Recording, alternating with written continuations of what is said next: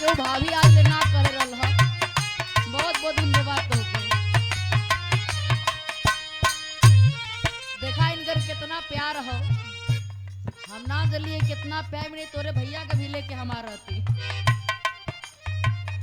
लेकिन गीत पर गौर करी हन कहना है पिया पहर देस गईले तार लागो टोकी हो मैं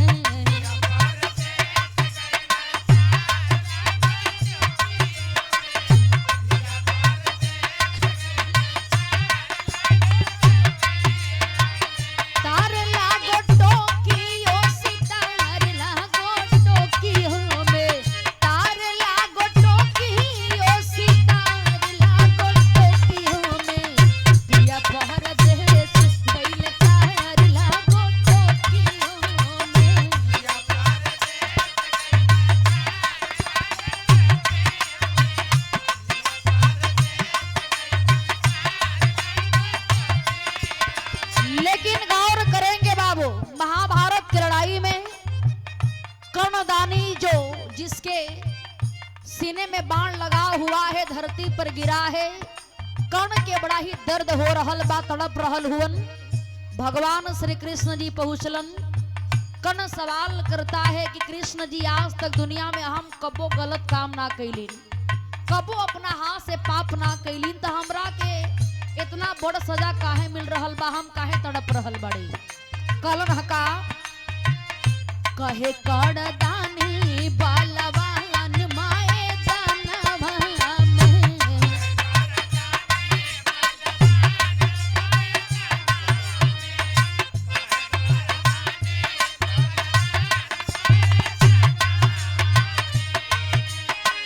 छल कैला काहे भगवान माए दानवा में छल कैला काहे भगवान माए दानवा में कहे कड़ दानी बालवान माए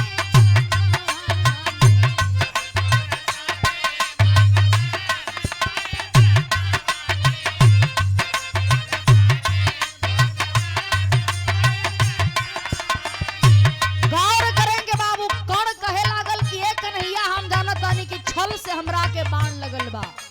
आज तक दुनिया में हम कोनो अधर्म का काम नहीं कैले बानी, न कोनो पाप कैले बानी, तो सजा काहे मिलता। तब कन्हैया जी कलन कि बिना कर्म का, बिना बुरा कर्म के हम बुरा फल ना दे सकीले। कलन हका कहे घन श्याम सोना सूर्य कुमार हो बाबा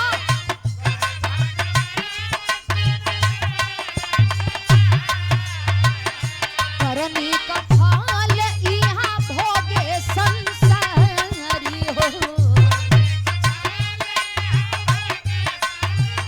बाबा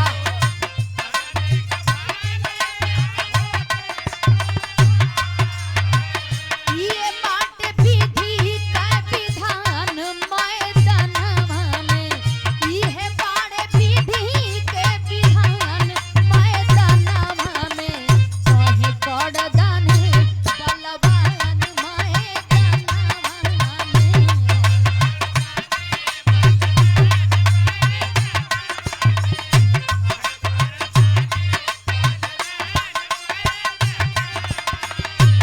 भगवान कृष्ण कन्हैया कलन की कहा तारा कि कबो जीवन में हम पाप नहीं खे कैले बानी, न कबो धर्म कैले बानी, लेकिन एक बात याद रहे बिना गलत काम के हम कबो बुरा फल इंसान के देवे के कामे ना करीला। जानल चाह तारा कि तोहार गलती का भइल हो, पहली गलती तोहार हो का, कौन गलती है सुना। भारी भूल जी ना धीरे पहिला तू कैला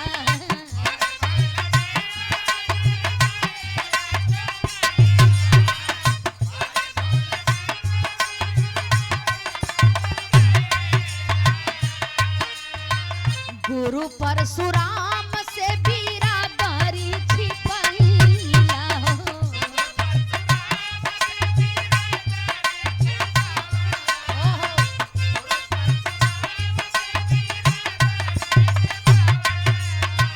रूठ गईले गुरु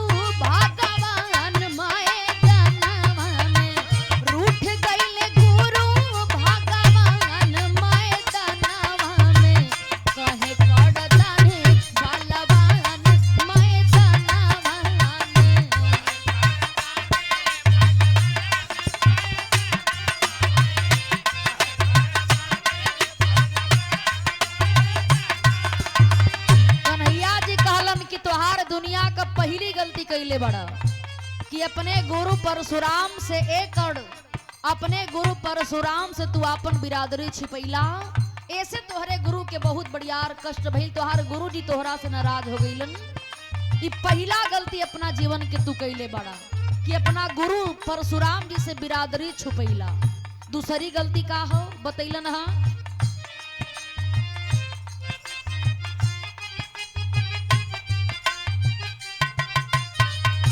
दूसरी गलतिया बा ओहू से भारी।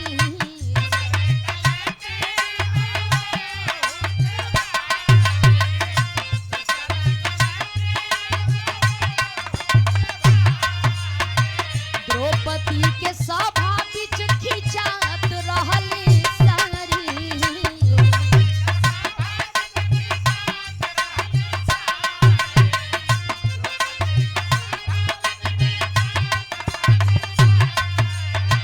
देखत रहला होत अपमान मैदानवा में, देखत रहला होत अपमान मैदानवा में। कहे पड़ जाने बलवान मैदानवा में।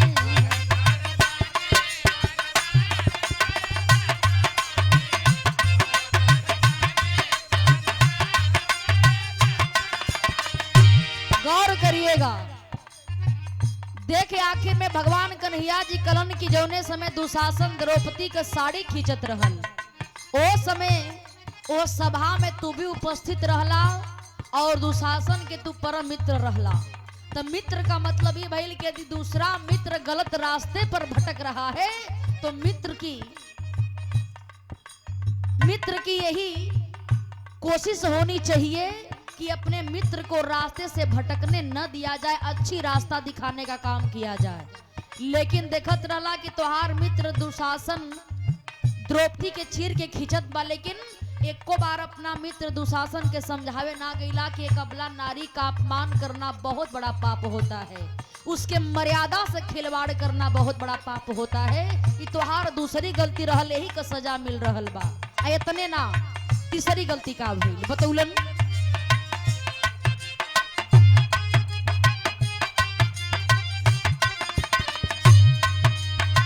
रूठ गईले गुरु तो से रूठ गईली माई।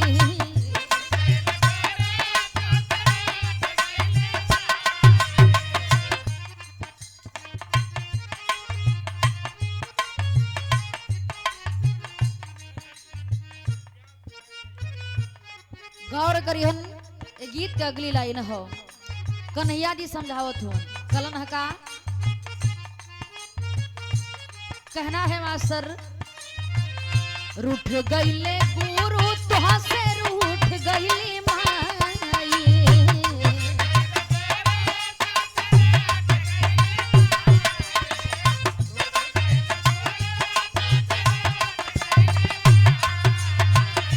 बाबू बिहार गईले तुह के समझाई।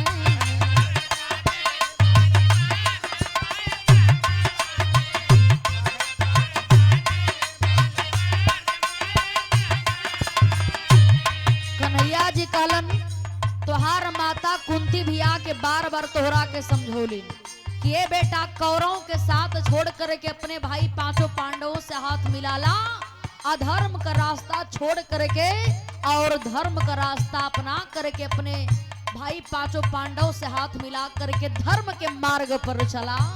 लेकिन तू माई के बात के भी ना मल्ला, माई के भी अपमान कैला और तने ना सूर्य देवता भी आ करके तोहार पिता भी तोहरा के समझौलन कि पांडव के साथ पकड़ला, धर्म के मार्ग पर चला, कौरवों के साथ के छोड़ दा।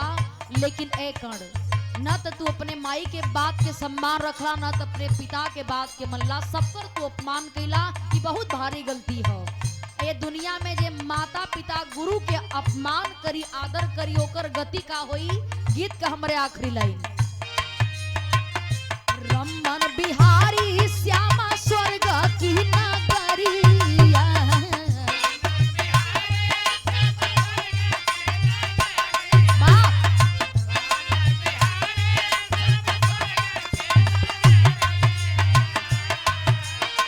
माई बाबू गुरु के ना करी जे कदरिया हो।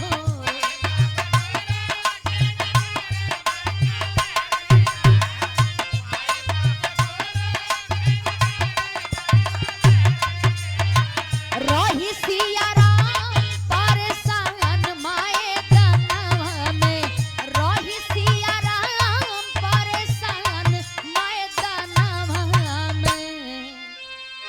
कहे करदानी बलवान माए